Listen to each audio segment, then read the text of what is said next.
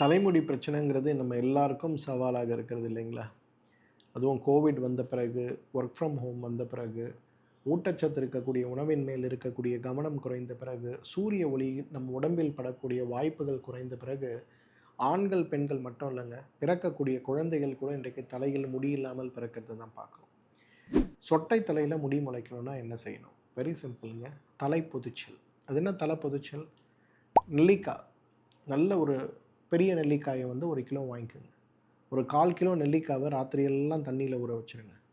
காலையில் அதை அப்படியே எடுத்து ஒரு இட்லி பாத்திரத்தில் போட்டு ஆவியில் வேக வைப்பது போல் வேக வைங்க. வேக வைத்து எடுக்கக்கூடிய அந்த நெல்லிக்காயை நல்லா உரித்து எடுத்து உள்ளே இருக்கக்கூடிய கொட்டைகளை மட்டும் எடுத்துட்டு அந்த வெந்திருக்கக்கூடிய அந்த நெல்லிக்காயோடைய பல்ப் எடுத்து மிக்சரில் போட்டு நல்லா அரைச்சி பேஸ்ட் மாதிரி பண்ணுங்கள். பேஸ்ட் மாதிரி பண்ணியிருக்கக்கூடிய அந்த நெல்லிக்காயோடைய அந்த மொத்த பேஸ்ட்டையும் பேக் மாதிரி தலை முழுவதும் போடுங்க. தலையில் இங்கே ஆரம்பித்து ஃபுல்லாக பேக் மாதிரி போடுங்க. போட்டு முடிச்சுட்டு ஒரு வாழை இலை அல்லது ஒரு தாமரை இலை எடுத்து இந்த தலை ஃபுல்லாக அப்படியே அதை கவர் பண்ணிவிட்டு கட்டிட்டு அதுக்கு மேலே ஒரு சின்ன ஓட்டை போட்டு அதுக்குள்ளே தேங்காய் எண்ணெய் அல்லது கேஷாமிருத எண்ணெயே ஒரு 10 மில்லி ஊற்றி அப்படியே உட்காருங்க.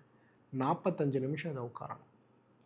இதை செஞ்சு முடித்து 45 நிமிஷம் கழித்து நீங்கள் குளிச்சிடலாம். இந்த சிகிச்சைக்கு பேர் தலை பொதிச்சல்னு பேர்.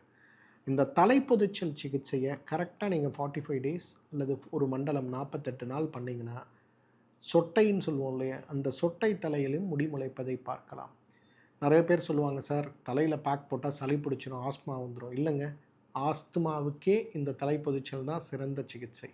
ஸோ தலைமுடி வேணுங்கிறவங்க தலை பொதிச்சல் செய்யுங்க.